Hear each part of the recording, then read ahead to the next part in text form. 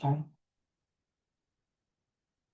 Okay, everybody, a couple minutes past the hour, so we'll get things started. I see people are still joining. Welcome to our Enterprises Annual Year 15 webinar, where we'll discuss some transition strategies for expiring LIHTC properties. I'll start off with a couple of housekeeping items. We will be accepting questions throughout the presentation. If you have a question, just please enter it into the chat box, and as the questions come in, we'll field them and answer them when we can. At the end of the webinar, we will have this presentation available for people to download and view after the webinar. Also, if you want to share it with your coworkers. We also will keep some time at the end of the presentation for additional questions if there are any.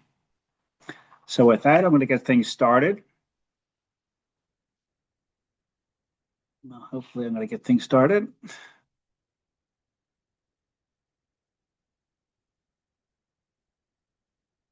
Bear with me. Yeah, we've got a little IT issue.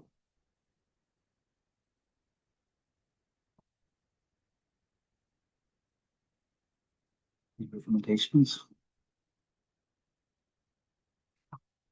Bear with us, folks. There. Yeah. Okay.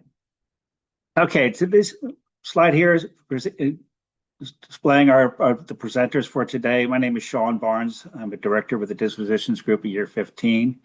With me today is James White. He's a senior manager with our Dispositions team. We also have Candy Felix, who's with our technical and developing accounting team. And we also have Laura Turner, our senior director of Dispositions, and she's going to be fielding questions as we go along. Throughout this presentation, like I said, we're going to address questions, and we'll probably keep most of the questions towards the end, but this is going to be as interactive as possible in this format that we can lay out. So before I begin, I want to just give you a real big picture of what we're going to discuss today. We're really talking about, we're approaching year 15. What happens at year 15 to get the investors out of the deal? There's two big questions that you want to answer as you're approaching year 15. Is number one, is there any value in your partnership, of your limited partner interest in the partnership? If there's not value, if there is no value, if your debt, for example, exceeds the amount of your property value or their other assets, that's one avenue you're going to take. If there is no value, then it's going to be a pretty straightforward disposition most times. But the big picture is there value? Is there no value? How do we go about bringing or exiting the limited partner from this partnership? So we're trying to demystify the whole process. We are going to get into some details throughout the presentation, but at the end of the day, those are the questions we're trying to ask. If there is value, if there's no value, either way, how are we going to get the limited partner out of the deal? What are your strategies for taking over the complete control of the partnership? And throughout the training, we're going to first start off with a background of the year 15, what it's all about, why it's important in the disposition process. And we'll discuss some key exit options, including a right of first refusal and the buyout options, which are outlined in your partnership or your operating agreement. We're going to understand and present how the different stakeholders look at a year 15 exit. And we'll also touch upon re-syndication as a way to recapitalize your project and keep it sustainable going forward. And by necessity, yes, we will talk about capital accounts and exit taxes. Candy Felix is going to do a little presentation on that. And it does play a role in the year 15 process, in particular if there's value in your deal.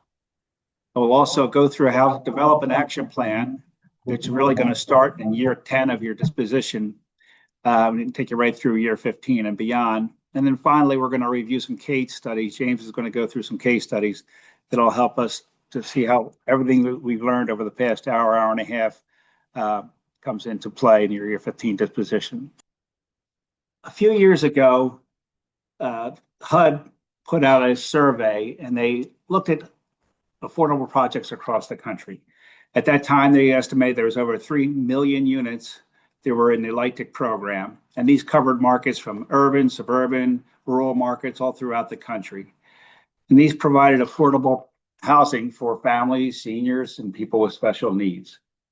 What was interesting about the survey is that they showed that the properties that are out there are heavily rent skewed. They were serving populations at 40% of the AMI, which is good news to provide affordability across the nation. Another interesting fact that came out is that, which we all look at on a continuing basis, is that, hey, a lot of these properties are coming out of the compliance period, the extended use period. So there's a rising wave of that. So we're going to start to see more and more properties that are no longer have the rent restrictions on them, which can be challenging for our industry. We got to make sure that we can keep continuing to serve our populations.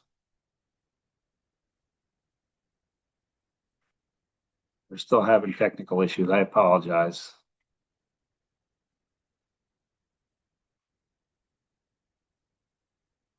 So to date, we have enterprises exited 1,656 properties.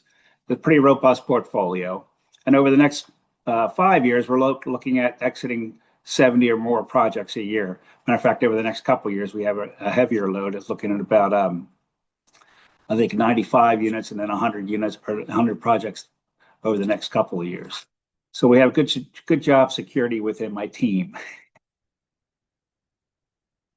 Now, over the years, we've developed this mantra for the year 15 process that we always share with our partners as we begin the conversation over year 15 exits. And this is number one, first and foremost, is know your property. Understand the capital needs of your property, the challenges that are coming forward. If there's any other new projects in your area that are going to provide or put occupancy pressure on your properties. If you're going to have an issue, keep maintaining your current occupancy levels, or if it's going to go down or up. Again, the capital needs of the property. Do you have some major capital needs that have to be addressed perhaps in year 16 or 17 after the investors are gone? So you want, as you're planning your disposition, you want to keep these things in mind. And nobody knows the property better than the general partners. Obviously, they've been operating the partnership for the property for the past 15 years. So as you approach year 15, preferably in year 10, start looking at the capital needs of the property. And I'll go into a little discussion about a capital needs assessment in a few slides from now. You'll also want to understand who your partners and stakeholders are. Some of them are obviously our tenants, et cetera, but I'm going to present a list of people that you're going to be in contact with as you approach the year 15 process. And these are folks that you might not have had a conversation with to date, but they're going to be important folks when it comes to the year 15 process. And all step 3 is we want to know your documents. Dig into your partnership agreement. You might not have looked at that for a long time, but look at your exit options, your consent rights, bring out your mortgage documents, see what type of consent rights are in your mortgage documents. And that's one particular item that we run a snag with a little bit, is groups haven't looked at or talked about what their lenders are anticipating at year 15 and what kind of consent requirements they have. So we'll go into that a little bit as we go through this presentation. And then you want to develop your plan. And again, the earlier you start this plan, the better. We recommend, as you'll see when I show an action plan later on in this presentation, I recommend starting in year 10. Look at your capital needs, et cetera. Get your financing in order. If you're going to recapitalize the project after year 15, start that process. The earlier you start, the better. There's no such thing as starting too early. So these are the stakeholders that we're discussing. So obviously our renters, they're foremost important to us. They're providing safe, affordable housing to our residents. Our general partners and our sponsors, they've been with the project for 15 years. They know the property best. They're the ones who are the limited or the investors are going to be negotiating with for the year 15 exit. Obviously, the investors, if you have a multi-fund or if you're using a syndicator as a go-between, you want to understand that relationship. They're looking at year 15 as well, and they're starting early as well. Enterprise is a syndicator, and we have these discussions with their investors well before year 15. If you have lenders in the deal, which I'm sure you will, you have private lenders and public lenders. One thing I like to point out in these presentations is the public lenders, sometimes the public purpose debt will have significant restrictions on the transfer and consent rights. So that's something you really want to start early, at least a year before your disposition. Contact your lender, go through your loan documents, make sure that they're okay with the year 15 disposition, and find out what they'll need to make those things happen. The allocating agencies and the IRS are obviously very vested in this. So in particular, if you're going to do a recapitalization through a ring syndication, you want to find out what the allocating agencies are requiring going forward. Now, this is one of my favorite parts of the presentation because it gives an idea of what the roles are.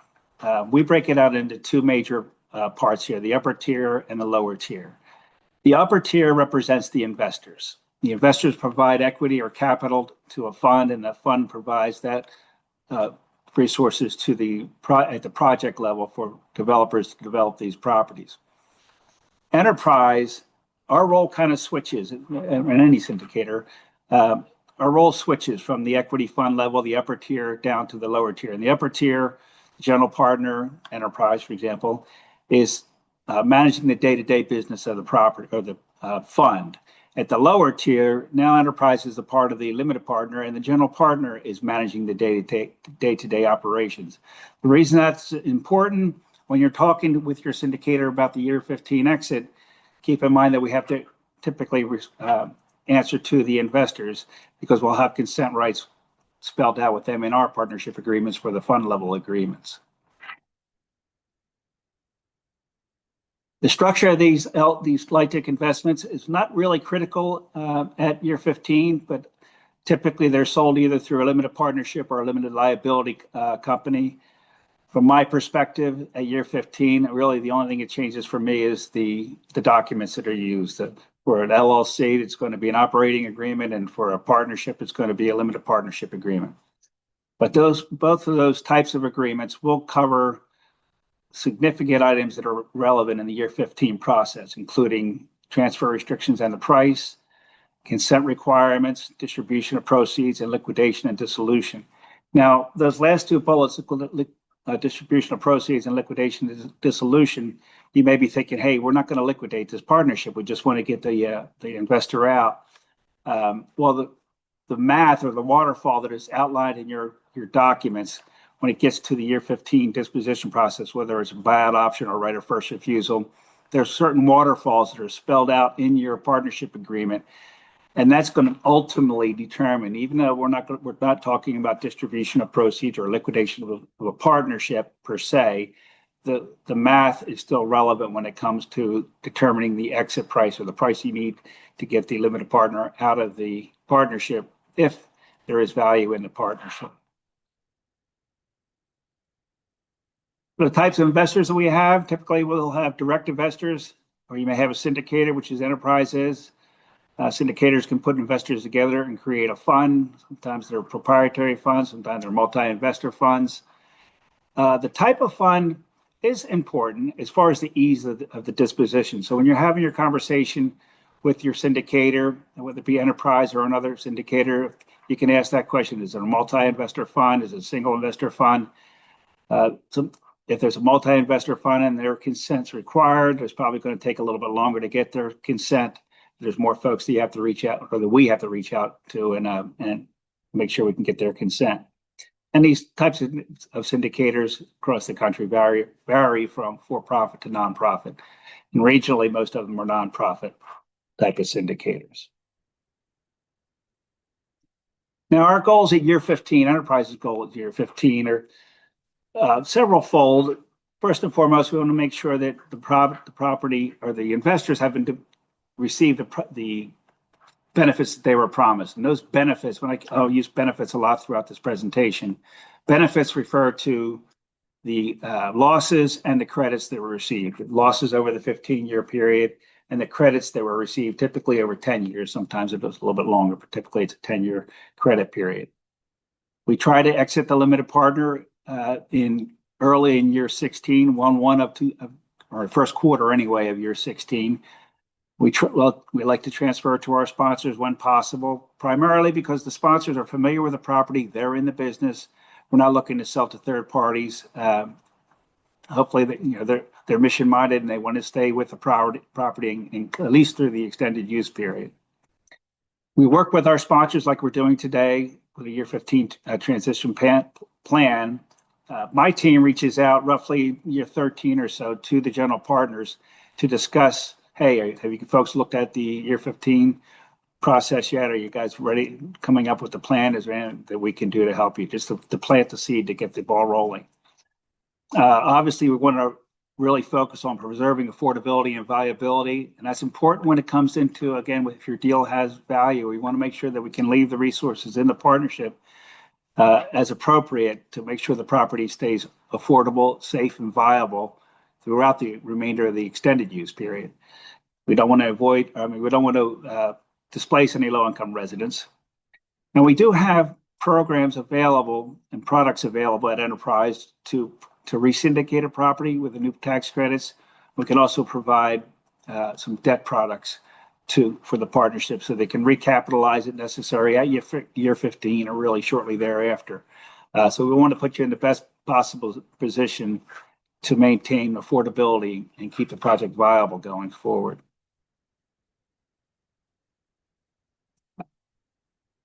Now, why is year 15 important? Primarily, these investments are envisioned as 15-year investments. The limited partner is ready to get out after year 15. There's no real purpose of the limited partner, the investor, staying in the deal after year 15. So the investors can reallocate their resources maybe to do another project. So they're really willing, ready, and able to move on.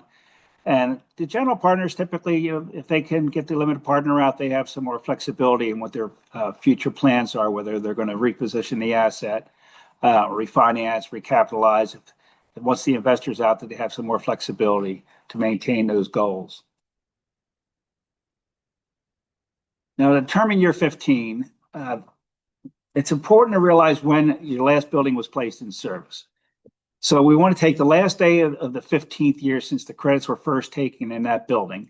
And it may be different for different buildings. If you have a multi-building property that had different placed in service dates, you want to determine that. And you want to plan your disposition for first quarter of year 16 and for the building that was last placed in service. So you don't start with the first building. You don't plan your 15 for different year 15s for different buildings. You want to plan the disposition for the year 16 for the building that was last placed in service. And I do run into that from time to time where people are confused about that. So here's an example of how we would do the math. Now, I always tell people you can use the calculator, just take 14 and add 1 to it, or you can use your fingers and toes. Then you got to take your shoes off. So here on this property, we have the tax credits were allocated in 2008. This building was placed in service in 2009. However, they elected to begin taking credits in year 2010, which you have that option. So in this particular case, the compliance period expires at 12/31/24. Year 15 is in 24. Year 16 is 2025. So you could do the exit in 1/1 or first quarter of year 2025. So you can see you can either take 14 and add 1 to it to get to year 15 or the exit year, or you can use your fingers. Possible exit scenarios. So we're going to go dig a little deep into this, not only with the narrative, but we're also going to cover this in our case studies. The possible scenarios include a right of first refusal if you're a nonprofit that has any eligible entity that holds a right of first refusal to purchase the property. You may also have a buyout option to purchase the investor interest. Now, the critical difference between these two options is the first one is the right of first refusal to purchase the property. The second one is an option to buy the investor interest in the partnership. And we'll go through those calculations and show what they look like, but it is two separate items. And as you'll see when we talk about the right of first refusal and the buyout option, each has some of their complications and challenges across the country, but we'll go through that. You can also do an early exit, and we see in Enterprise, we see that happening more and more frequently. Typically, an early exit happens because the general partner may want to reposition the asset earlier. If the limited partner is out of the way, they can do a refinance or et cetera. We entertain early exits. Sometimes a bond may be required. Otherwise, we'll just create an indemnity agreement to exit the limited partner early. Some of your agreements, typically not in an enterprise deal, might have a put option to purchase for the general partner to purchase the investor interest. Some deals, again, enterprise typically does not have this, may have a put option to sell the real estate.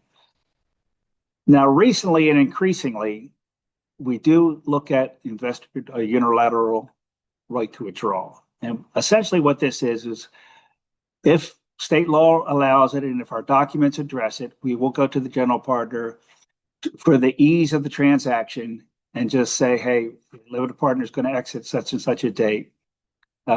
Here's the documents and proceed accordingly. This is in particularly useful for troubled deals that are taking a long time to get through an exit. We're not just throwing the keys at anybody, but it is a process where we can keep things efficient for the fund, because the longer the fund are involved, these typical investors are involved in a partnership, the longer it takes to get out. There's costs associated with that to the investors, and it makes it harder to reinvest that capital into new deals. And then, of course, finally, if all the parties agree, we can sell the property to a third party. We don't see that very often. So now to dive in a little bit deeper, we have a right of first refusal. Now, again, this is the right to purchase the real estate. Typically, it's a sweetheart price that's outlined in Section 42 of the IRS code, which allows for the holder of the right of first refusal to buy the property for debt plus exit taxes. Now, some of the issues of the right of first refusal across country are as outlined here. Number one, is a bona fide third party offer required? At Enterprise, we don't require that. The way we handle that, and our investors are very comfortable with this, we'll do the calculations as if the right of first refusal was exercised, figure out, hey, this is what the investor would receive if the partnership or the property was sold through a right of first refusal and the partnership was therefore liquidated. And whatever that calculation turns out that the limited partner would get, the general partner could write that check, or the holder of the right of first refusal could exit the limited partner at that same price. So again, we follow the math, we follow your partnership agreements. Hey, what does a right of first refusal look like for the limited partner? How much would they receive? If everybody's agreeable to it, they would pay the general partner, or the holder of the right of first refusal would pay the limited partner that dollar amount. Why is that relevant or important? Well, it makes the whole process much more efficient. We don't have to sell the property and go through the transfer costs, et cetera, associated with that, and the disruption of business. So our investors and our general partners have been very pleased with that process. And typically that's any deal that I've worked on over the years that has a right of first refusal. Very few of them have we actually liquidated the partnership. We just go through the same process that I just outlined. Another important component of the right of first refusal across the country is whether or not reserves are distributable. When I say reserves, I'm referring to operating reserves and replacement reserves. Again, the prices as outlined is for the real estate only. So this comes to a surprise sometimes with general partners when they've done their calculation internally, then they call us, the syndicator, and they want to go through the right of first refusal, and they realize that the reserves and cash would be distributable to the limited partner upon liquidation. So those are things you want to think about going into your year 15 disposition. What happens to the reserves? If you have capital needs, and often we'll hear groups that are saving their replacement reserves for a rainy day. Well, year 15's a rainy day and beyond. You want to start planning that in year 10. Address your capital needs in year 10. That's what the replacement reserves are for. Make sure the property's in good shape. Don't wait until after, or it comes time to do an exit with the limited partner, because now you got a bunch of money sitting there. And it's kind of hard to sell that story that, hey, we're going to invest this money in the real estate when they haven't done so yet. So again, address your capital needs early, year 10, 11, or plan accordingly. Some of these things take a little while to get started, but if your replacement reserves are going to be required to maintain the property going forward, make that plan early, and better yet, start investing the money into the partnership. Again, as I mentioned earlier, the transaction costs can be significant for a right of first refusal if you actually sell the property via the right of first refusal. Certain states have transfer taxes that can be pretty significant. And then finally, the price for a right of first refusal is debt plus taxes.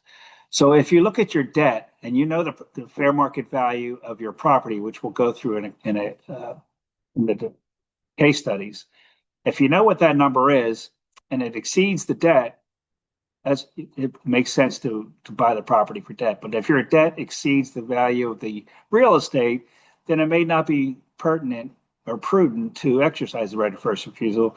Because as I mentioned, if you do exercise the right of first refusal, those reserves might come into play. So we'll go through this in a couple of case studies, but as you'll see, that the first part of the calculation is comparing the debt amount to the value of the real estate.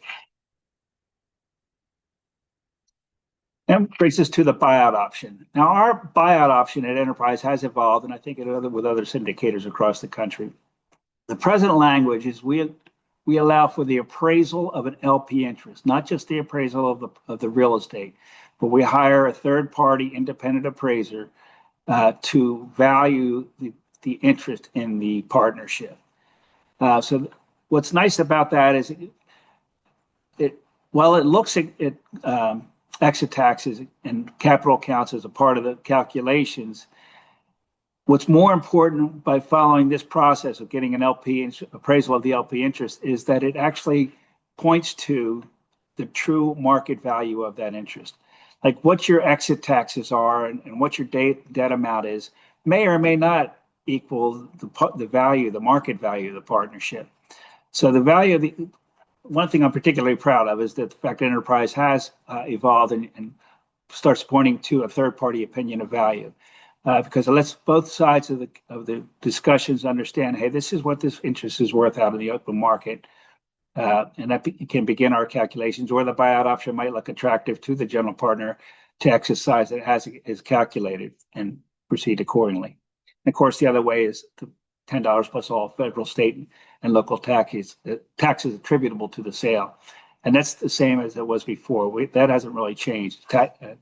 Exit taxes associated with the exit would be another option for the exit price for the buyout option. And again, it's the greater of the two of these. So if exit taxes exceeded the fair market value, then that's a different discussion. Maybe you say, hey, I'm not going to pay these exit taxes if it exceeds the fair market value of the interest.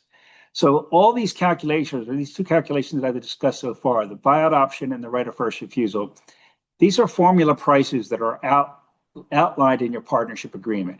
If you have an enterprise deal, look at Article 14.01 and 14.02. It really just outlines the calculation of a price.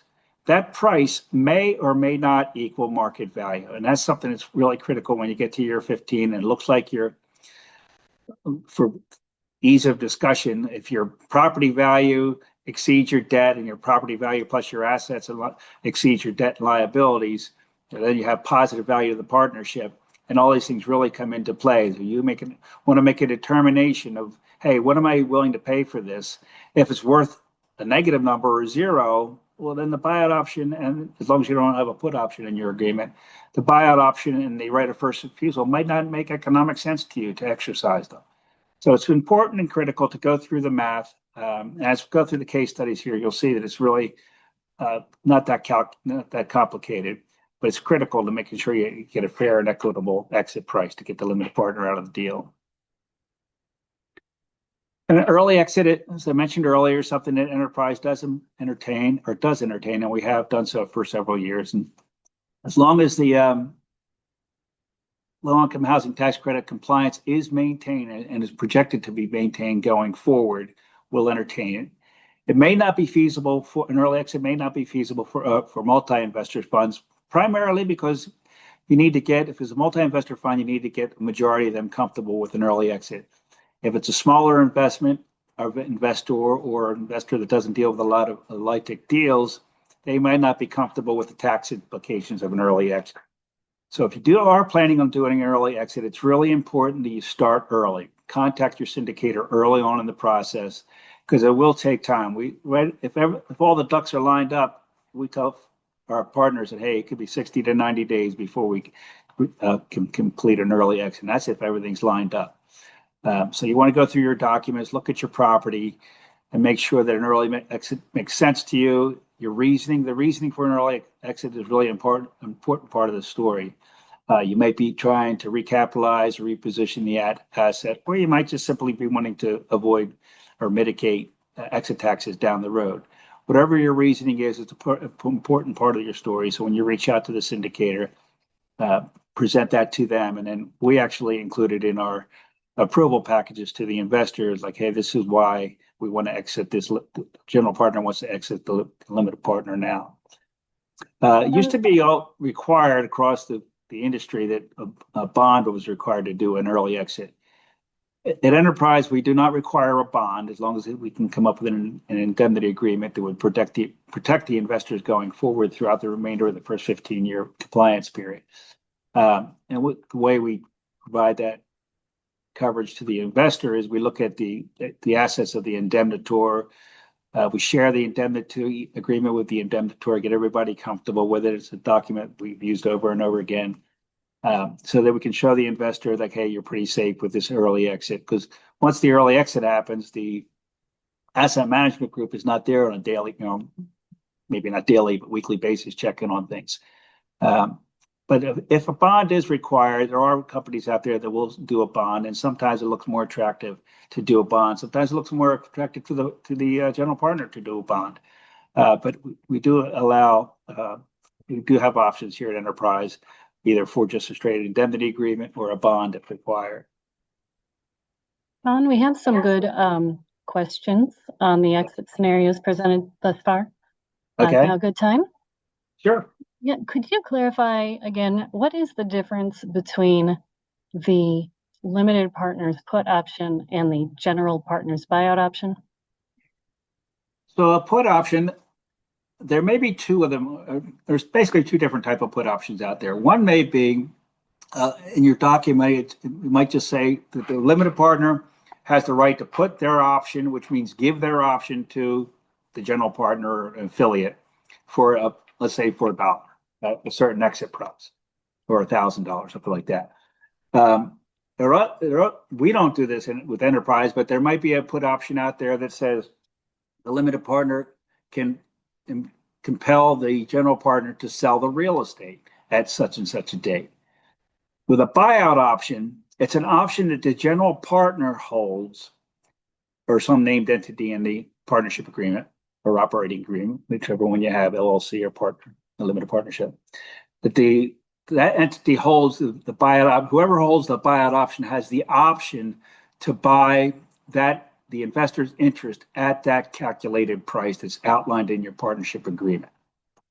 So now here, again, with our newer deals, I just backed up a couple in case slides in case people didn't catch that, but here we go out and we get actually the general partner would go out and get a third party opinion of the value of that limited partner interest. And you would look at that as a general partner and say, okay, my buyout option says I can buy it at this dollar amount that's indicated in this appraisal, but it's still an option. You don't have to do it. So that's the difference between the two of those. Hopefully I covered that. Thank you. And we also heard that the right of first refusal is a qualified entity's right to purchase the real estate for an amount that at least covers debt, plus some other considerations. But what happens if a general partner does not want to change the owner of the real estate or pay that debt down? That's a very good question. And actually early on, that was a challenge for our general partners.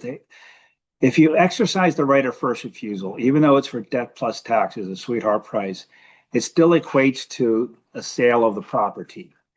So sale of the property triggers some state transfer taxes and other fees. So at Enterprise, we recognized early on, these general partners, they like the right of first refusal price, but they don't want to go through the the cost and the hassle and the interruption of business of actually exercising the right of first refusal. Because the exercising of the right of first refusal, since it is a sale of the real estate, it does trigger in your partnership agreement. You'll see towards the end of the partnership agreement certain items that trigger the dissolution of the partnership. And the sale of the real estate is one of those items that triggers the dissolution of the partnership. So if the general partner buys the real estate for debt plus taxes, then they by the partnership agreement have to liquidate the partnership, and they don't want to do that typically because of the disruption of business.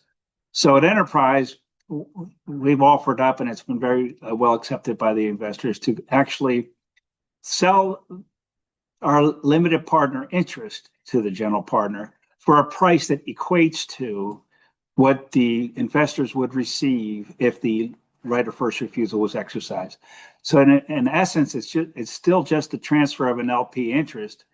We're not requiring that the partnership is dissolved, but the investors are happy because they're seeing the same dollar amount. The general partners are happy because the property is not being sold, and therefore the partnership is not being dissolved, and you can keep all operations as a going concern going forward. Thank you. And do you have a summary of what the advantages of an early exit for a general partner might be versus the advantages from the limited partner perspective? So for the general partner, typically they approach us for an early exit because one way or another they want to reposition the asset, they want to refinance, for example, or maybe get ready for a recapitalization through a resyndication. But the general partner, if they can have one less person, if you will, to answer to, if they get the investor out of the way, then they can perhaps do the refinance, for example, without going out and getting consent from the limited partner. That's one primary reason. From time to time, we'll see groups come to us because they're concerned about exit taxes at year 15. So they might want to mitigate exit taxes and get us out early so that, for example, the slide right in front of you presents, the right of first refusal is debt plus exit taxes. Well, if you're projecting that exit taxes are really escalating over the next few years, more so than what you initially saw, then maybe you don't want to you want to get us out early so that price doesn't get driven up. From the investor side, and in particular with a syndicator, when a syndicator involved, it's advantageous to free up assets or resources. If we're not asset managing the deal anymore, resources can be released to help create more partnerships going forward and reallocate resources to provide more affordable housing. So it can be advantageous to both sides. Again, with the investor side, it's more of a cost savings through asset management, for example. And then from the general partner side, it's just to mitigate risk going forward. Hey, if I get the limited partner out now, I can do a refinance, or I can avoid doing exit taxes down the road. That it, Laura? Yeah, I think we can proceed and may address some of the additional Q&A in upcoming sections. Okay, so I'm going to go forward now. Now I'm going to turn it over to Candy Field. She's going to talk about capital accounts and exit taxes. All right. Thanks, Sean. Let's get to the next slide. As Sean mentioned earlier, the limited partner capital account plays a vital role when we started talking about exit taxes, because the investor sort of make capital contributions and they're looking to get losses and credits to sort of reduce their investment into the partnership. So let's talk about what's included in the capital account and how that sort of gets structured. So we start with the capital contributions, which are usually the initial investment. So we get some money coming in from the investors, and that's usually tied to different milestones upfront, completion, construction, all the things, tax returns, 8609. So that's how the money sort of comes into the partnership. It can come in from other sources too, but primarily it's the capital contributions that are made. What affects the capital contributions that are there? We talked about the taxable losses that we get every year. We talk about distributions if the project is generating sufficient cash and it's able to get through the A4 waterfall, then they can get some distributions from that. If the partnership has historic tax credits or some energy credits, they to reduce the capital account, that is recorded as a return of the investment, so it sort of depletes the capital account. And we're managing to make sure that it doesn't deplete the capital account so much that the part that can't take their taxable losses, especially depreciation, because it's closely tied to the delivery of tax credits. And then the syndication costs, because the limited partner pays specifically for legal advice and to structure their interest in the lower tail partnership. And so those costs are assigned directly back to the limited partner. Syndication costs are not something you usually talk about when you talk about general partner capital account. The next big piece of it is, we talk about the limited partner is limited because of their investment, right? And so we have a managing member that's more administrative and run the day-to-day, but the limited partner is just investing this limited amount. And so therefore that's the boundaries of their potential losses on the partnership. So we have to manage to make sure that it's not going over the investment, because then it sort of takes them out from being a limited partner.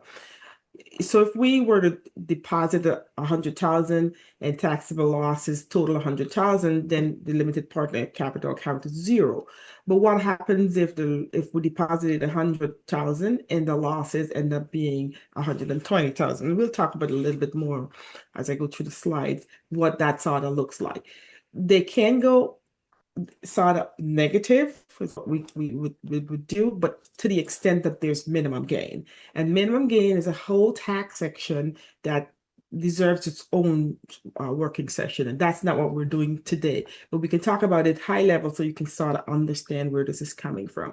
And there's usually two pieces in the minimum gain calculation. It's the non-recourse debt. And when we talk about non-recourse debt, they're usually from a qualified lender, like the Bank of America, Chase or TD Bank or something like that. So they're a qualified lender, or they're a housing authority that's sort of structured as a qualified lender, but it's the loans that we're talking about are securing the property. So if the properties goes into foreclosure, then these loans will have to sort of be settled with the proceeds, any potential proceeds you get from those. Not the loans that are sort of soft lender of GPs making a loan. Those are sort of more recourse to the lender as opposed to recourse to qualified lenders like commercial banks and housing authorities. And so we stack that up. And this minimum gain calculation is done annually at the end of the year to see where things are.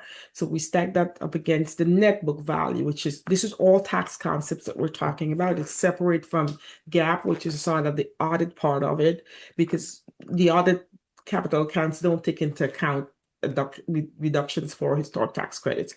Those aren't something that they're concerned about. So we're looking for the net book value, which is the assets minus any depreciation or adjustments for those credits that we talked about. And we stack that up against what the debt balances, the outstanding debt balances. And if our debt balances are higher than the net book value, it means that we can settle if the property were to go into foreclosure, whatever the net book value is at the end of that year, if that's lower than the assets, then the lenders have to take what the value of the building is. And so that sort of, in the IRS, creates a sort of a gain. And so it allows us to go into, in my example, we talked about the 100,000 of investment in potential losses of 120. If we had minimum gain of 20,000, then we could potentially take all of those losses. So that's sort of the high level minimum gain. But like I said, that's a deeper concept. And if you have questions of that, we can certainly get back to you. Next slide, please, Sean.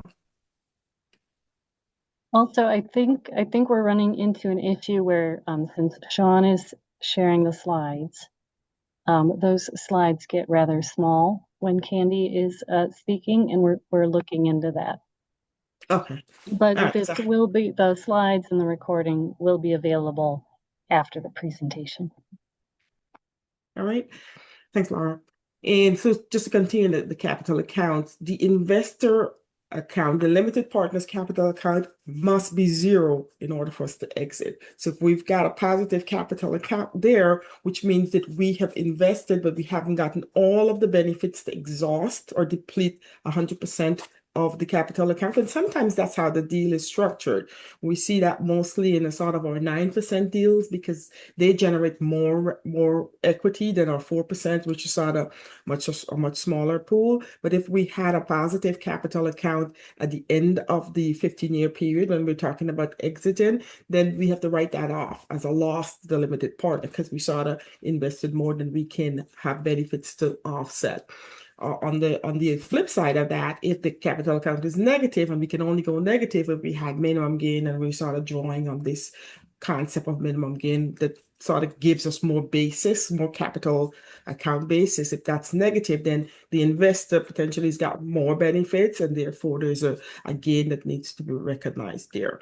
And this is where the exit taxes piece come in, right? Because if we're taking more than the actual physical investment, then there's a taxable, the IRS is saying you took more benefits than you were sort of invested in. And so there's a taxable event that's happening there.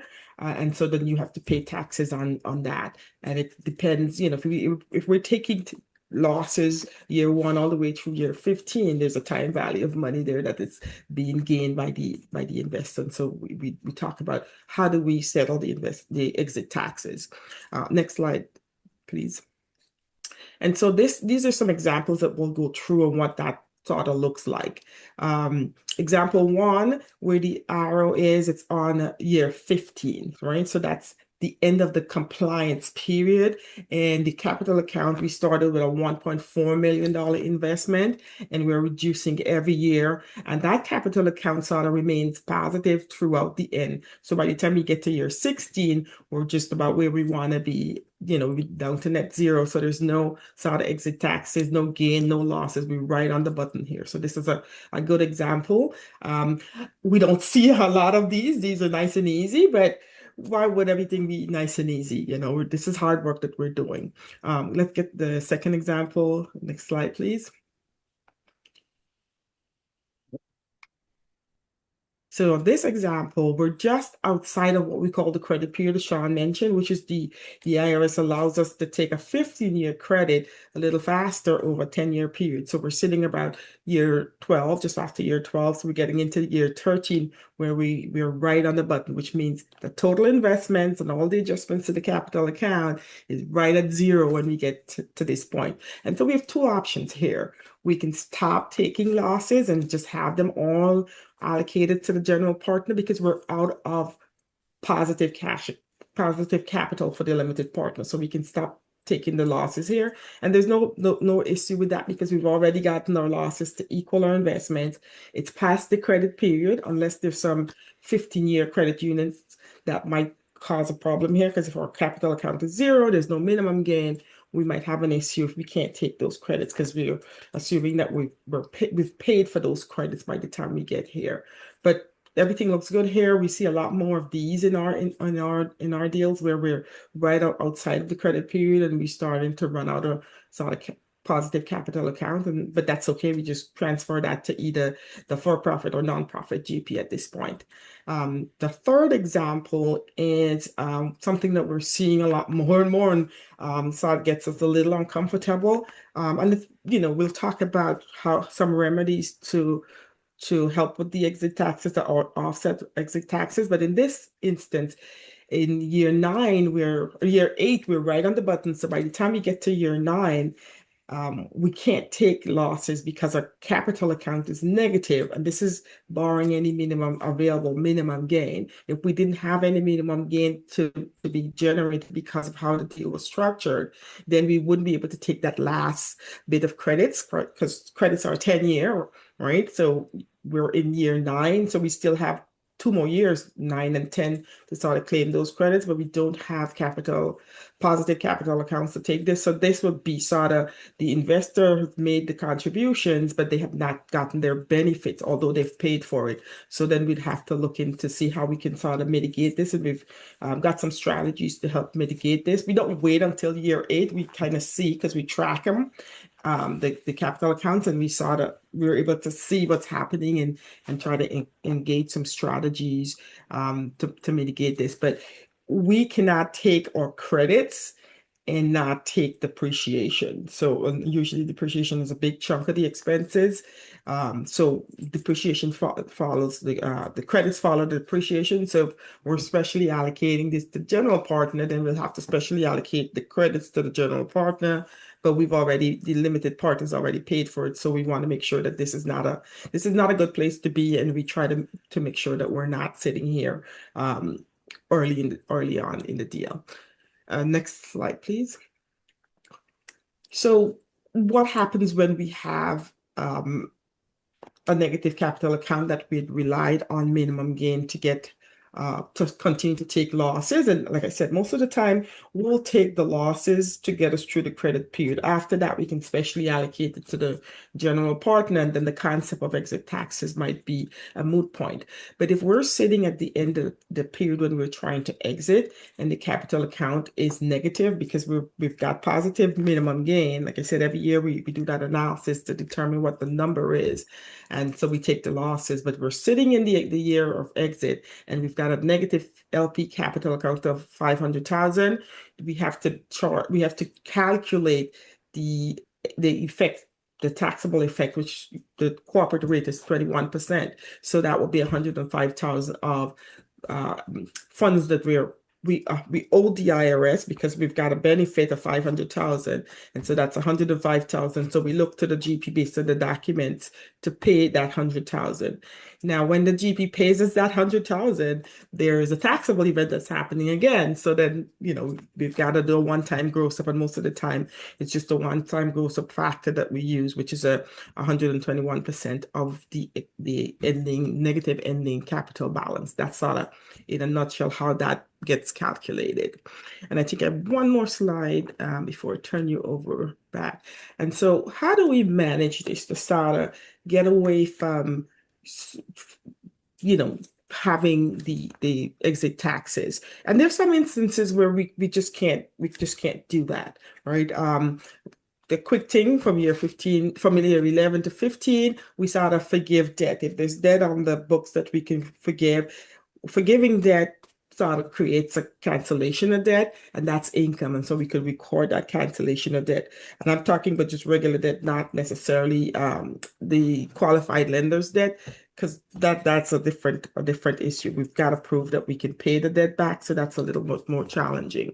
We can cut back on the ownership of the limited partner's interest by 1/3. That's not something we sort of look to do, but that's up for discussion. I don't know that we've ever done that historically.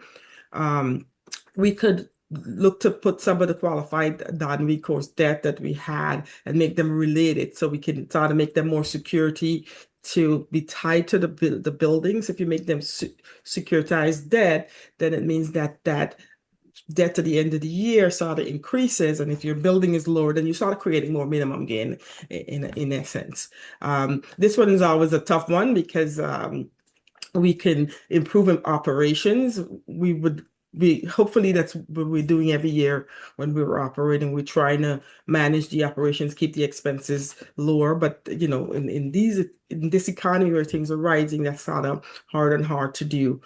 We could look at our capitalization policy. Most organizations have a capitalization policy that says if I spend $5,000 on an asset and improve on the asset and extending its life, I would expense it. You might want to consider capitalizing it, which means add it to the value of the building, and so the expense on that is definitely reduced because now we've got an asset that we can amortize to depreciate for 30 years rather than hit the income statement on day one once it's incurred. And so this is some of the strategies that we can look to help manage the exit taxes. There's some cases where we just end up with exit taxes, but this is something that enterprise, we spend a lot of time monitoring to make sure that the limited partner gets the sort of expenses that the losses that they're projecting, and that we concerned about exit taxes for the managing member. I think that was all that I had. Sean, I have a few questions, Candy, if you have a moment. And I assume in our discussion of capital account balances, we tend to speak very specifically about the investor's capital account balance, right? Yes. Instead of the general partner. Yeah, we're managing the investor capital account because that's sort of what our fiduciary duty is. But we're keeping an eye on the managing member too, just to make sure that they're not contributing a whole lot that sort of tilts the balance of who the ownership at the end of that period in terms of the loss and capital account. But we don't spend a lot of time on the managing member. We're hoping that they're doing that. But our analysis here is really for the limited partner. Now, there's some managing members that are limited liability companies, and they sort of are in the same kind of boat. So we're looking to make sure that they're having their own DROs or strategies to help them manage that capital account too. But the focus is really the limited partner. Mhm.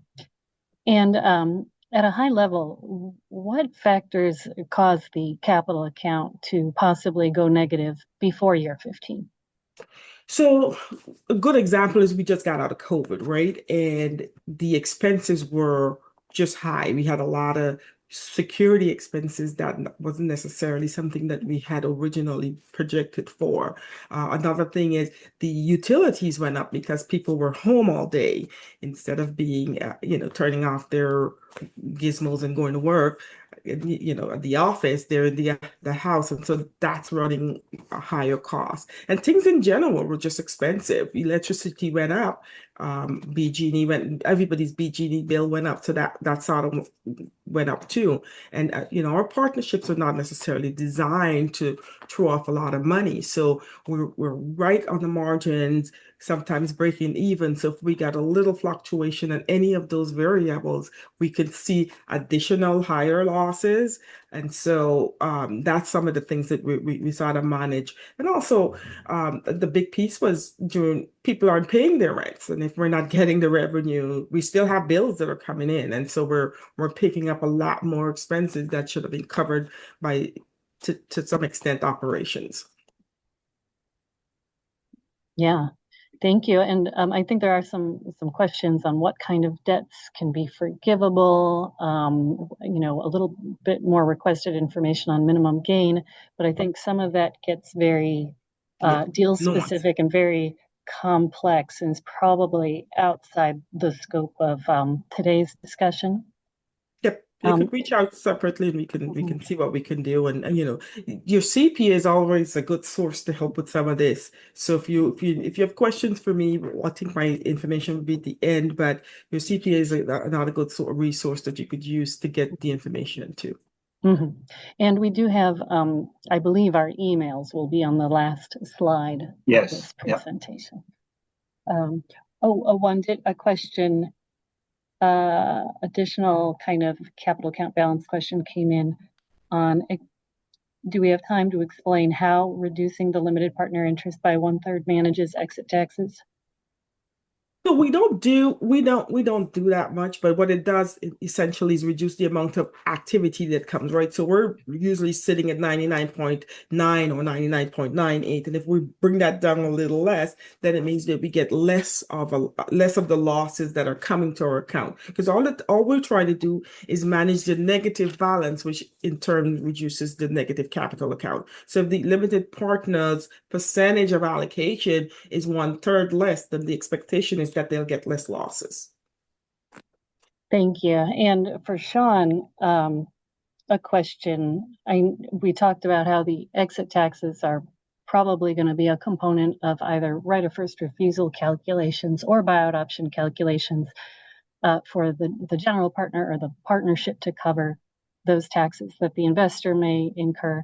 But are those negotiable? Absolutely. If the price, like I mentioned earlier, that the two prices that we discussed heavily is the right of first refusal price and the buyout option price. If exit taxes are a component of that and it exceeds, in your opinion, or even getting a third party opinion of value, if it exceeds what you believe is the value of the limited partner interest, then it's absolutely negotiable. And I would highly recommend negotiating that with the limited partner. we're trying, enterprise in particular, we're trying to arrive at a fair and equitable price. And so sometimes the buyout option price and or the right of first refusal price might not make economic sense. And typically, when it doesn't make economic sense, is because of those well, I shouldn't say technically with the buyout option, but often exit taxes drive the price beyond what the fair market value is. So it's absolutely negotiable. Years ago, we had a third party, we still use the group that does third party appraisals or LP interest. And he made a comment that, these exit taxes really, and this was in a report, but exit taxes really reflect the tax decisions that investors and developers have made over the past 15 years. And that may or may not equate to what the market value is. So if those exit taxes, again, drive the value or the price of the interest you're trying to acquire beyond the market value, then I would absolutely negotiate it. Thank you. Is that it? I think we can proceed for now. Okay. So thank you, Candy, for presenting this. And some of these questions and these concepts do get pretty heady. I found it interesting that the one question came in about reducing the LP interest by a third is probably the most complicated out of the ways to mitigate the exit taxes are on this particular slide. But one consideration to think about is when you get to year 15, well, first of all, the good news is if you have a syndicator like Enterprise, we're watching the capital accounts. We're managing the capital accounts, making sure that nobody gets in trouble. But once you get to year 15, the capital accounts are what they are. So then it becomes a matter of, to Laura's question that she just posed, is like, hey, can we negotiate going forward? Because now we're here, we're year 15 or year 13, 14. It's probably too late to do anything about the capital accounts. So then, can we negotiate? All right, now I'm going to go through several slides that are just going to present a plan, a recommended plan, or just a plan to start your process of year 15. And as we mentioned at the onset of the presentation here, it's the earlier you start, the better. We highly recommend the groups start in year 10. And nowadays, when new deals are unwritten, year 15 becomes very discussed heavily in year one of these deals, as I'll show in one of my slides. But it was a time when I first joined Enterprise about 15 years ago.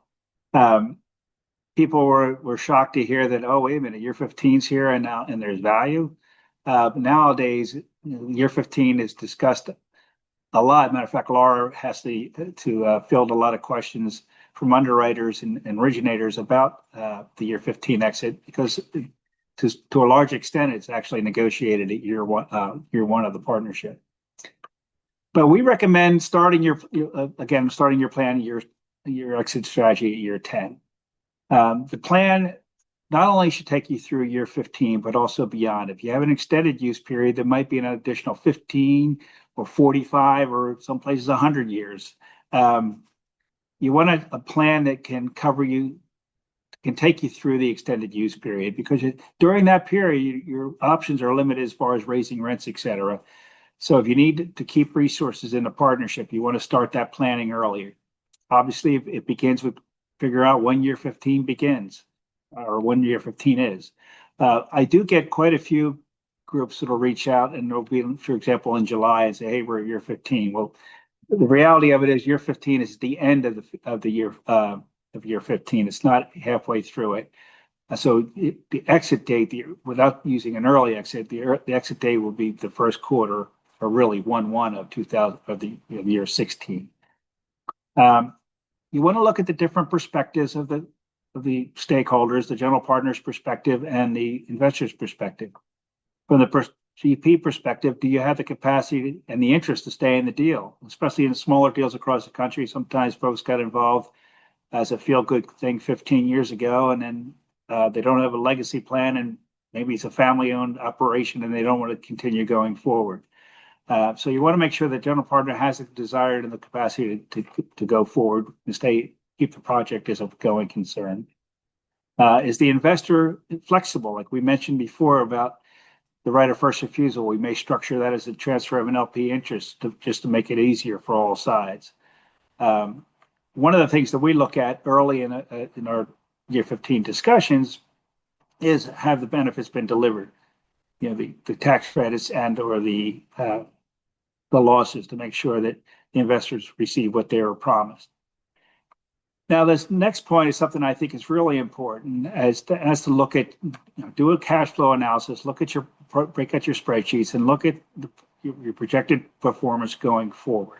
Do you have any ballooning debt that's coming up in year 16 or 17 that you want to make sure you have the capacity to cover that? If you have to reposition the asset, either through a re-syndication or a refinance, start planning that. Now, it's typically easier to do both of those with the limited partner out of the way, but you can start planning early. If you have any rental subsidies, they may be expiring. If you have a tax break on a property, is that expiring? Across the board, and in particular in New York, for example, the J51s, they may be expiring. And if they do, obviously that's going to drive your operating expenses up, your NOI will go down. So you want to make sure you have the capacity to cover any of those fluctuations. And really importantly, and this is something that we bring up early on in our conversation, is to get a capital needs assessment. Now, nowadays, we really recommend not only getting capital needs assessment, but we would roll that into a green capital needs assessment.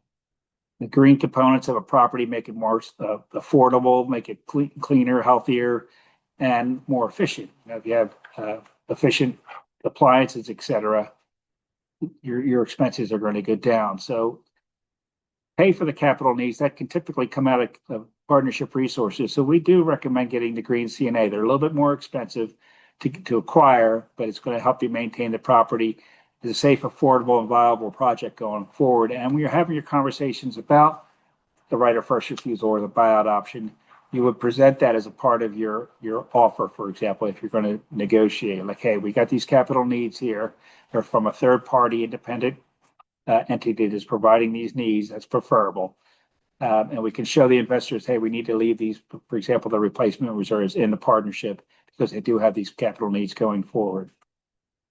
Look at your reserve balances and your restrictions to see if, hey, number one, are they distributable?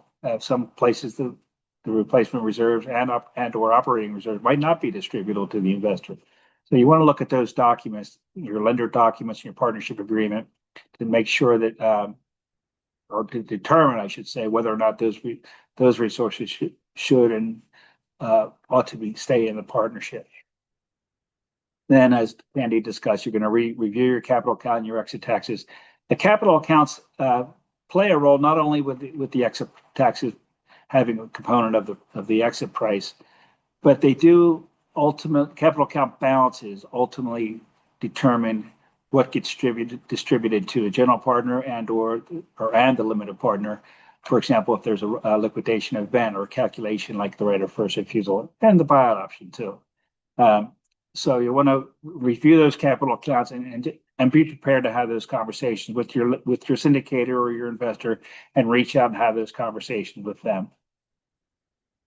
So year 13 or 14, you really want to dial into your debt. If you do have public purpose debt, contact your lenders, and actually any lender, to find out what their consent requirements are. Often we'll get poised for a year 15 exit or an early exit, and we're all ready to go. All sides have agreed on a date, and we're going to do this exit, and we find out that there's a consent requirement from a lender. Depending on the state or the locale, it can take considerable amount of time. It can delay a project or an exit from 6 or 9 or 12 months. If you don't factor that into your exit strategy, it can be problematic for everybody involved. Look at your loans to see if they can be restructured, forgiven. Does your debt exceed the value of the real estate? If it does, that should send up a little red flag. Am I willing to pay anything for this partnership interest if my debt exceeds the value of the property? Now, keep in mind, when we're talking about the value of the partnership, it's not just the property. You also have cash and reserves. So maybe the cash and reserves exceed or help to make the partnership value positive. But if the value of the real estate does not exceed the debt, it should make you raise an eyebrow to make sure you're not going to pay too much for the exit price if that is in fact a positive number. And then as we get closer to year 14 or 15, determine what your purchase price is. If you have both a buyout option and the right of first refusal, look at which one makes more economic sense. If you're a for-profit, you might just have the buyout option. But go through that calculation. And again, those waterfalls and calculations are outlined in your partnership agreement. And just go through the math. As we'll go through these calculations when James presents the case studies, it's not as ominous as you may think. And that's really what we have to start our negotiation. You know, the investor is going to want to know, hey, what does the buyout option look like? What does the right of first refusal look like? So we want to make sure we're working with the general partner to find out what those calculations look like. And if nothing else, just to begin the negotiation. Maybe it makes economic sense to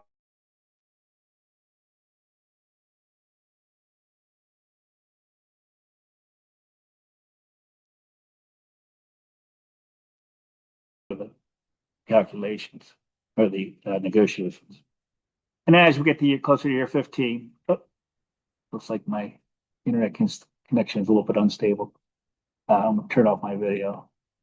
As you get closer to year 15, you want to contact your syndicator like you're doing here today, contact your accountant or your attorney, negotiate the price, review the terms, contact your lenders, and then draft the legal documents.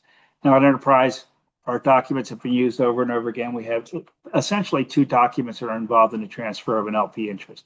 One will be an amendment, which would bring in the new limited partner, and the other one will be the assignment, which assigns the investor's limited partner interest to that new entity. So if you're getting close to year 15, if you don't have an entity already formed that can take an LP interest, you want to form one so that when it comes time to complete the negotiations, you're poised to do the exit.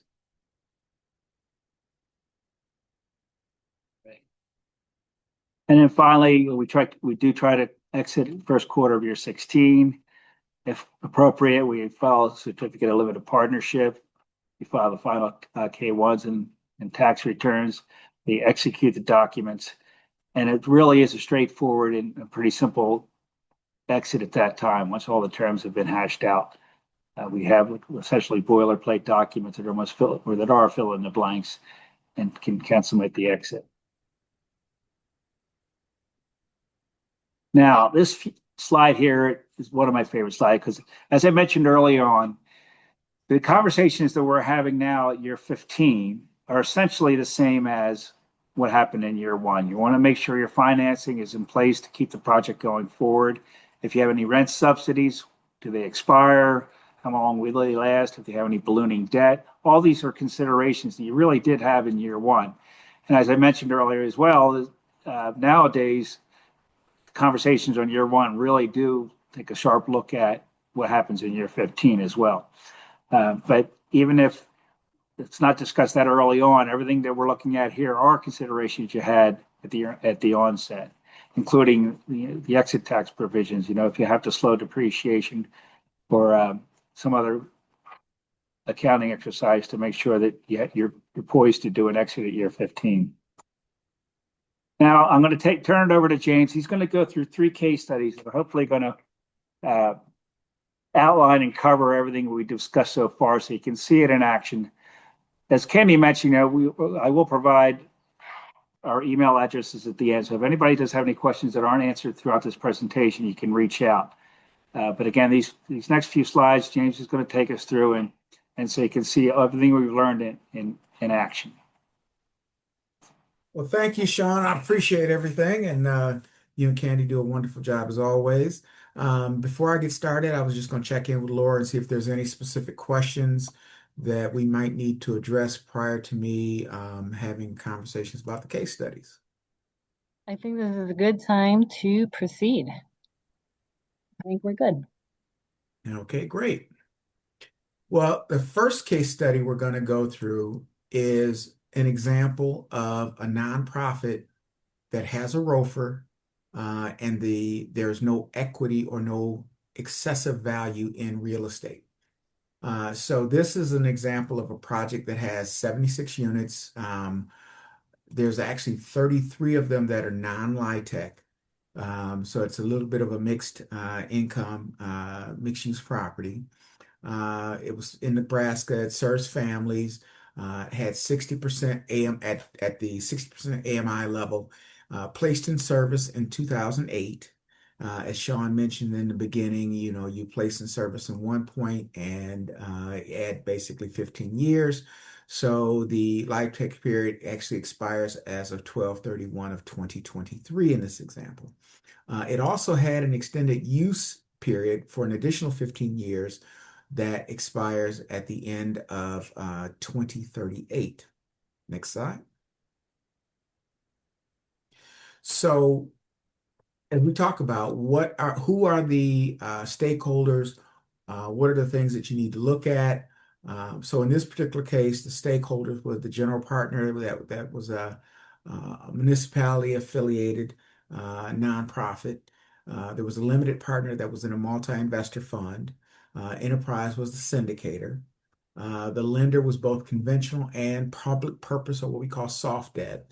You have obviously the state allocating agency that's involved, and residents are always stakeholders that we should be keeping in mind as we look at however these transactions impact them moving forward.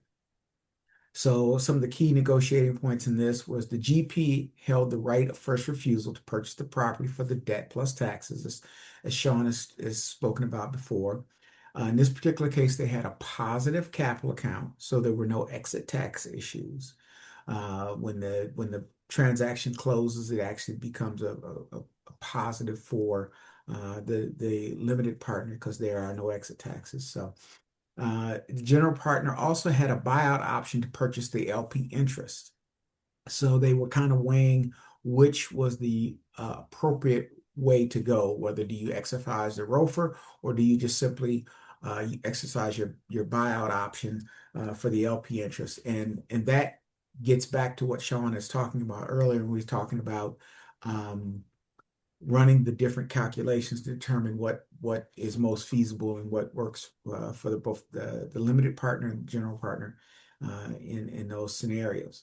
And it also is dependent upon the documents, specifically the partnership agreement or the operating agreement, as Sean mentioned previously. Those are the things that you have to be aware of, and you need to really understand your documents because and I say this for the last 15 years, every deal is the same and every deal is different. So while you're going to find similarities amongst all deals because it is a federally generated program, every deal is going to be different because you got 50 different states that it's done in, and also have different jurisdictions, and every specific deal is unique to that community. So there are going to be some nuances that every single deal will engage in. As I mentioned previously, the approved debt exceeded the estimated property value, and there's a 5.3 million in related in third party or second party related and soft debt. The property also has significant capital needs. So as Sean mentioned previously, there are times when it's really good to get a capital needs assessment to assess what that means as it relates to reserves or what happens with the property. So next slide.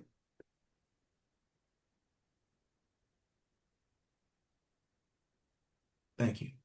So as you look at the actual numbers, the economics of the deal, so the property with the net NOI was 200,000, applied the capital rate, gave you a property value of approximately $3.3 million. You add back the operating reserves, replacement reserves, tax and insurance escrows, and the cash that was in the bank, roughly another $750,000.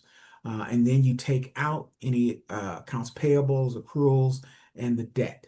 As you can see in this example, when you do that, you're approximately $2.5, $2.6 million underwater. And that's under the example of the ROFR calculation. Next slide.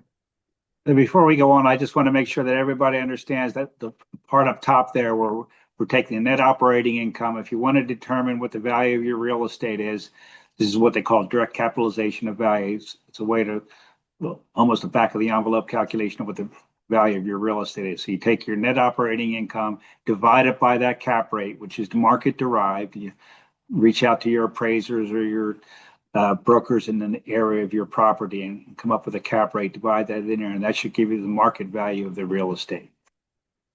And the only other thing I would add here is at the bottom here, James mentioned it's a negative number. A large part of our portfolio, because we are serving the needs of the heavily rent skewed properties. It's often we'll see a partnership where the property value or the partnership value is negative, primarily because of accruing soft debt, et cetera. Exactly. And that's what's the case in this example. So what are we looking at the fund level when we see a deal like this? So the very first thing we look at, okay, what's the business purpose rather? We really always want to focus on the long-term preservation of the asset after we've exited, so that it continues to serve the residents and it serves the community and meets the purpose that was originally designed for. We look at the operating partnership to assess investor benefits. Were they delivered as were originally promised or intended in the beginning? Was the fund IRR, or which is the internal rate of return, did that exceed the original target at the end of the compliance period? Does the partnership agreement provide for a ROFR? These are all things that we look at and consider. Do we want to assign this limited partner interest to the general partner or its affiliate, basically for the value of the debt? And the GP will assume all assets and liabilities at the end of that. So in this particular case, when you look at it, due to the lack of any value in excess of the debt, the investor interest department has no monetary value or no monetary consideration to us, and would it be appropriate for us to transfer our interest for a nominal fee of $10 or $1, whether it be a for-profit or a nonprofit. So that's what you'll see in this example, or what you see in this example here. Next slide, please. So in the following slide, we have a nonprofit with a ROFR, but in this particular case, it's a project where there was value and equity in the real estate in excess of the debt. So a 56 unit senior project, income targeting at 50 to 60% of AMI, originally placed in service in 2007. As you can see, the LIHTC period expires at the end of 12/31/2022. Again, another 15-year extended use period. So that extended use period expires in 2037. Next slide. So what exactly are our negotiating points? So the project has equity in the real estate. So that's something that would be separate from or different from the previous example. The GP has a ROFR to purchase the property for the debt plus taxes. And as Sean mentioned previously, we talked about the calculation for that. So we would do what's typically referred to as a hypothetical sale or hypothetical liquidation. And that would result in the liquidation of the partnership and the distribution of the remaining assets balance sheet. So that's one of the calculations we do to determine, okay, what exactly does this look like? The LP agreement allows for the replacement reserves to be spent in preparation for a sale. And so that, if the general partner had looked at this deal a few years ahead, they might have been doing some investment into the capital needs of the project, or in this particular case, we might take those reserves off the table because the partnership does allow for those reserves to be utilized at the partnership level for the preservation of the asset. And the project, in this particular case, the project had significant annual cash flow. Next slide, please. I just want to highlight that James did a nice job of highlighting that the fact that the partnership agreement does allow for replacement reserves. You want to look at your documents, and if you have in our particular documents, it's in the appendix A, or exhibit, I should say, exhibit A. But if you have that language in your partnership agreement, it says our language says uses the word shall, and shall be used to prepare the property for a sale. So it might make it, especially if you're exercising a right of first refusal, it would make economic sense for you to get that to roll those replacement reserves into your property. Now, your document may not say that, but so you want to confirm it. And you also want to, even though the document says it, get a capital needs assessment if possible before the exit, because that'll help solidify the plan to keep the reserves in the partnership. Exactly. And one of the things that we always suggest is the capital needs assessment helps you in the planning process. So if you're in year 12, 13, 14, get that capital needs assessment. Typically, it covers a 5-year period and helps you to plan what your long-term strategy is for the asset, whether, post syndicator involvement, whether it be to resyndicate that deal to, into another tax credit project, or if it means to just simply recapitalize it using other sources or just conventional debt. So, but a capital needs assessment really does help the general partner in that planning process, and we always, suggest that for them. Looking at this example for the partnership economics in the second case study, you can see how with the NOI applied with the cap rate gives us a property value of $3.6 million. And the ROFR talks about the debt plus taxes. So if you look at the $3.6 million in real estate value, add back your cash, your operating reserves, and your replacement reserves of $302,000. Then you take out your accounts payable and your accruals and your debt. There's still net partnership asset value of almost $1 million here, $970,000. Next slide. And this for everybody make a mental note that, hey, this $3.6 million property value exceeds that $2.7 million in debt. Mental note. Exactly. So, and as you look at this next slide, the property value of $2.7 million,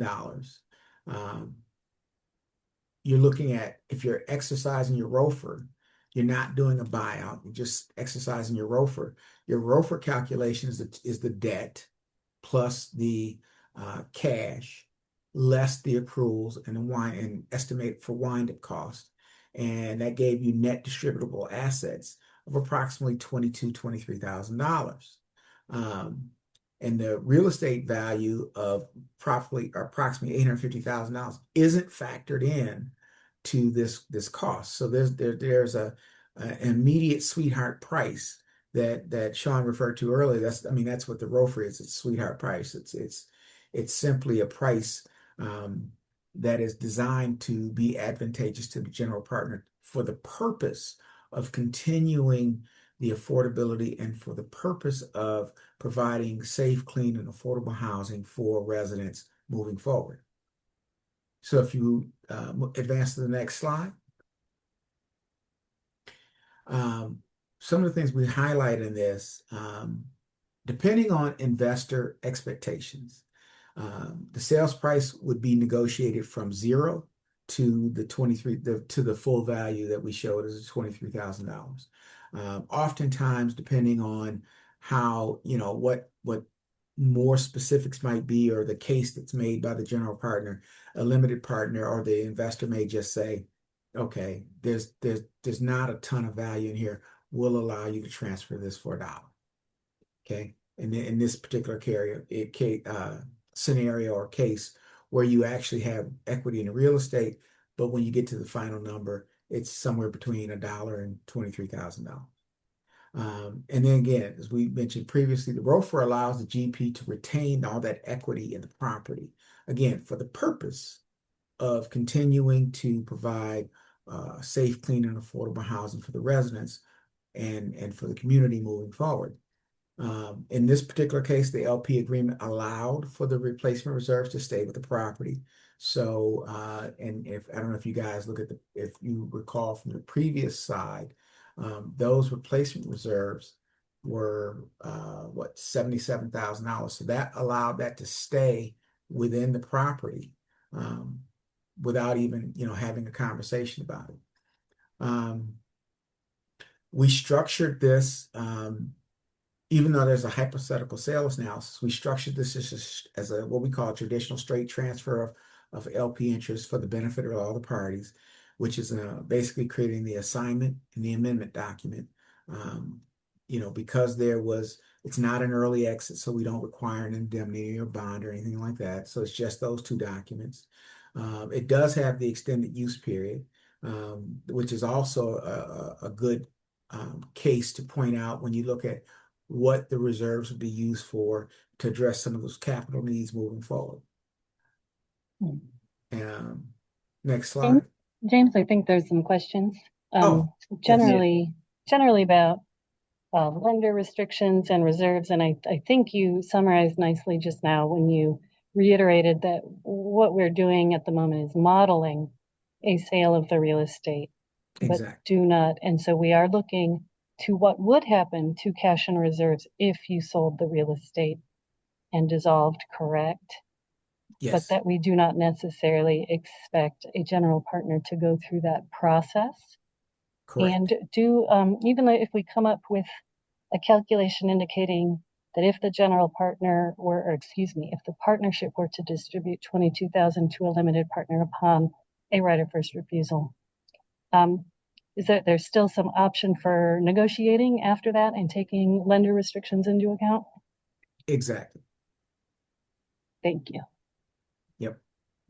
And what does enterprise, when we're modeling a dissolution, what do we estimate for wind-up costs associated with that process? Typically, 25,000 is a generic number that we put in. We call that, partnership wind-up. That's getting final tax returns. That's cleaning up any partnership items that are out there, any bills or things that, accounting fees, things that need to be done. So we estimate that at around $25,000. Mm-hmm.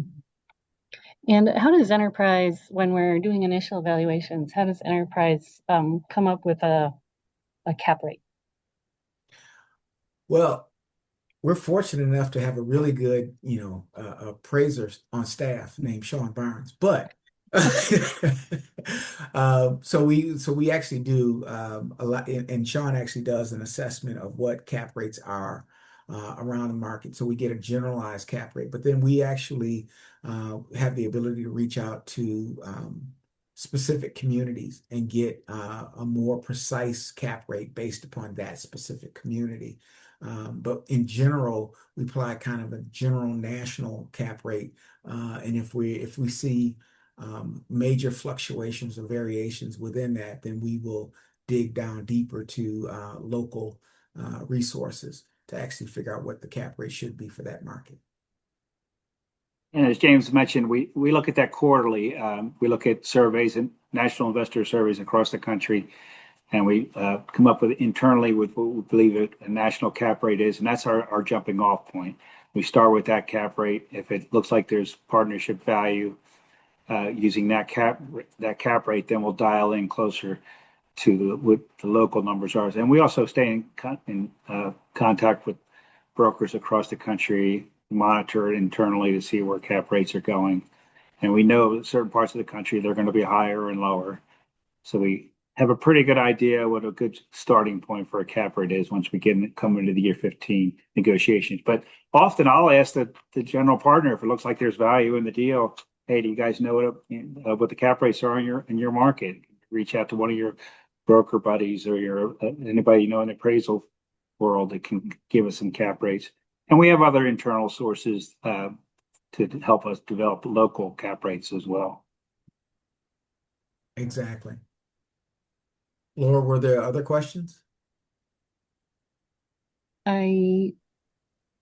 Is the a follow-up question on the cap rate, is that impacted by rents being restricted?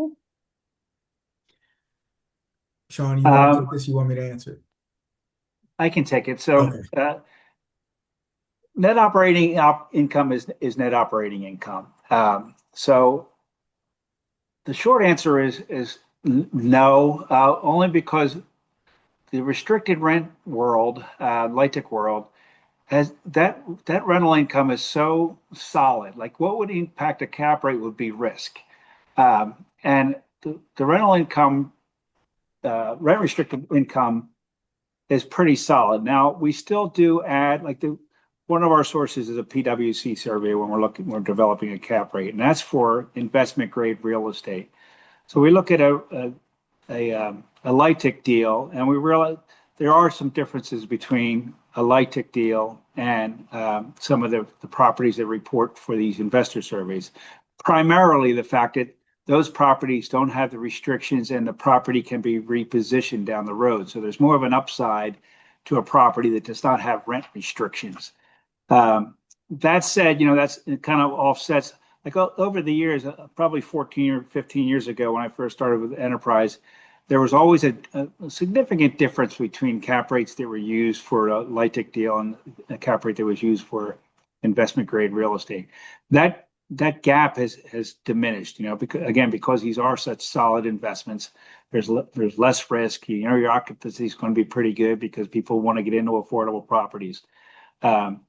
But there'll be a difference, but it's decreasing, and primarily it's because of the ability for investment grade real estate to be able to be repositioned, whereas a LIHTC deal, the rents are restricted. But income is income, so you're going to have to cap it with something. But we absolutely do address it, and I get that variations of that question often, where people say, "Hey, this is a restricted property.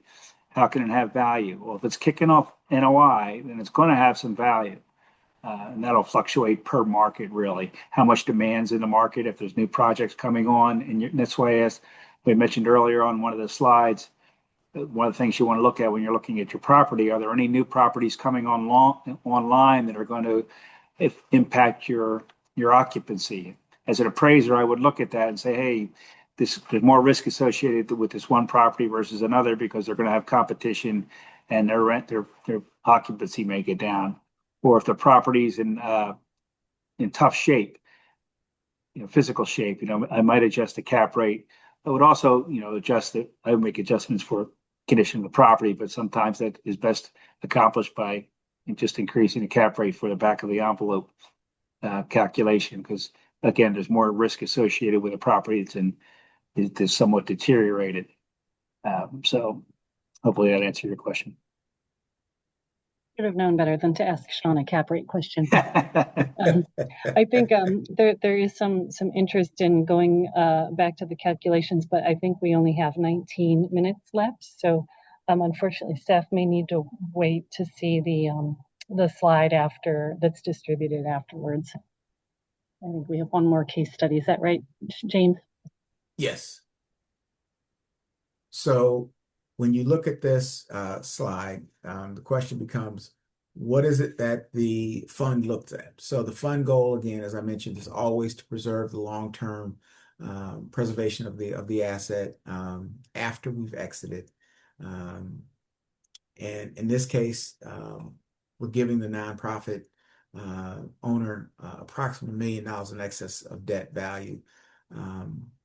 The project was projected to have lower benefits, lower tip benefits, and showed that they were all delivered.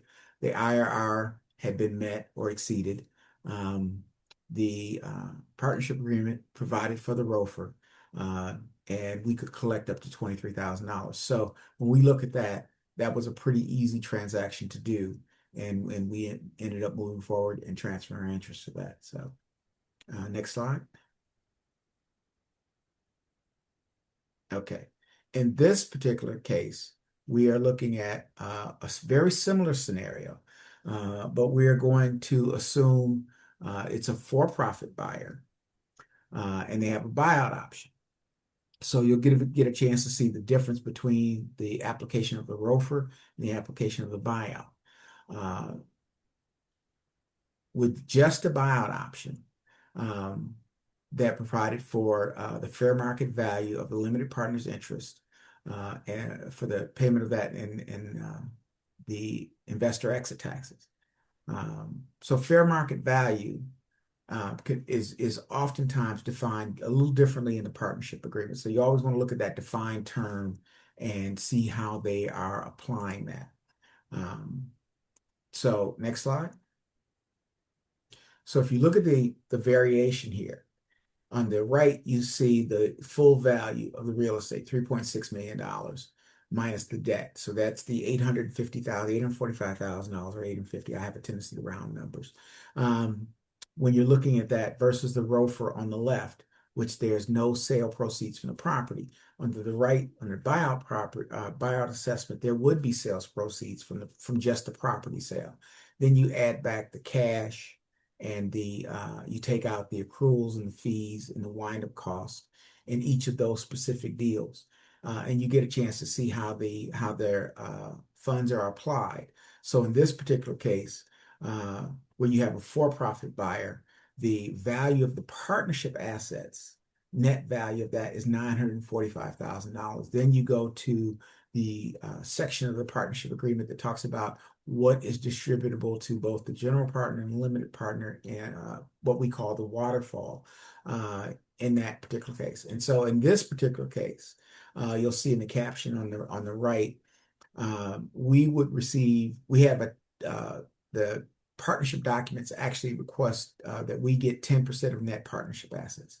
And that means that we would receive the $94,590 for payment of our interest as a buyout option in this particular case. Hopefully this is a great way for people to see the difference between the ROFR and the buyout and how it's applied, and where there's a difference in the actual amount that's paid. In these, at least these examples, as I've stated previously, every deal is the same and every deal is different. So you've really got to dig into the nuts and bolts of each one, what their capital needs are, what their replacement reserves are, what your plan for the future is. If it's an early exit, making sure that it makes sense to do that, and you make a very good case for the limited partner exiting. So those are a lot of the considerations to deal with. Unfortunately, there's no way we can cover every scenario in a couple of hours here. So I'll stop right there and see if we have any additional questions. Hey, thanks, James. So yeah, like James mentioned, like these two, the pink or the purple bubble, I guess can kind of describe how much impact the right of first refusal can have in a partnership. Now I know, just want to go through real quickly some of the takeaways from the training, but then if we have time, Laura looks like she's off her microphone, but I think I'm going to try to go back to some of those calculations that somebody asked me about. But again, the majority of our transfers typically are to the current general partner. They've had experience with the property. They've been there for 15 years. They understand the property. Again, as you're coming into your year 15 discussions or considerations, consider our mantra: know your property, know your documents, know your stakeholders, and develop a plan. If you have agency debt that's required, reach out to those lenders early and often, because that could delay an exit. And the extended use periods, the reason we highlighted those in the case studies is that's a consideration for your replacement reserves. Like, hey, if you have another 15 or 45 or more years, you want to make sure that you have enough money is set aside to address capital needs, especially if your property doesn't have a positive cash flow. So where possible, you want to leave those reserves in the partnership. Now, Laura, did you mention that somebody had questions about a calculation? She came. Yeah, I think they were interested in the case study number 2, calculation of how we got to the distribution of 22,000. Oh, I don't think we showed it, correct? The underlying detail of this example. So it's essentially it's going to be the 224 minus, because there is no equity, right? I mean, excuse me, the equity in real estate is taken out of the equation. So they're acquiring the property for debt. So we subtract or we add cash and reserves. Now this deal, this one of the ones that has the language where the replacement reserves stay with the property. So that 224 is net of the replacement reserves. We subtracted accruals and fees of 176,000. We subtracted wind-up costs, and we come up with almost $23,000. So one of the a little confusing because I think we talked about it earlier, but there's replacement reserves of 77,000 that were not included there because it has the language in there. Right. And those are net assets available for distribution. And we're just assuming in this particular hypothetical scenario, they would all be distributed to the investor. Correct. And that is often the case because ultimately a distribution will be is based on a dissolution, and a dissolution is going to look at the capital account balances, and a limited partner's capital account balance is probably going to represent the majority of your capital accounts just by nature of the investment. The limited partner put in all the cash into the deal at the end of year 15. They probably have most of the capital account. And that's one of those items that it gets challenging in the exercise of the right of first refusal. The folks don't realize that, hey, if the capital account is if their limited partner's capital account represents 99% of the entire capital account, they're going to get 99% of the proceeds. So in this scenario, that's, basically what it calculated out to be. And that's a really good point, Sean. One of the things that we should probably point out is in most scenarios, a lot of times we'll get general partners who will look at their documents and say, well, my document says the general partnership should get 75% and the limited partnership should get 25%. But there is a provision within the IRS code that says that these items are driven in a hypothetical sale liquidation by the capital accounts. And that's where there's oftentimes some confusion because they look at their partnership documents, their operating agreement or the LP agreement, and they find out that, hey, this is different than what we anticipated. So Absolutely. But we do start with the documents, correct? Absolutely.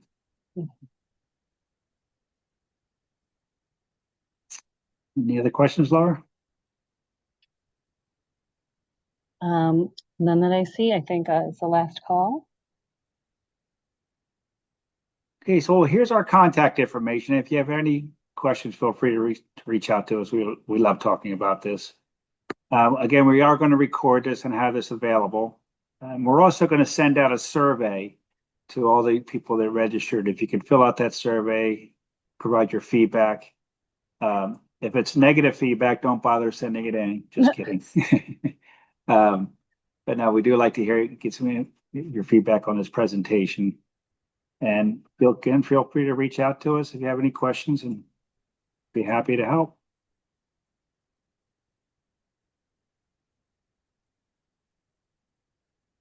Thank you, Sean, James, and Candy today for your time. And we My hope this pleasure. has been useful. All right, with that, I'm going to stop sharing.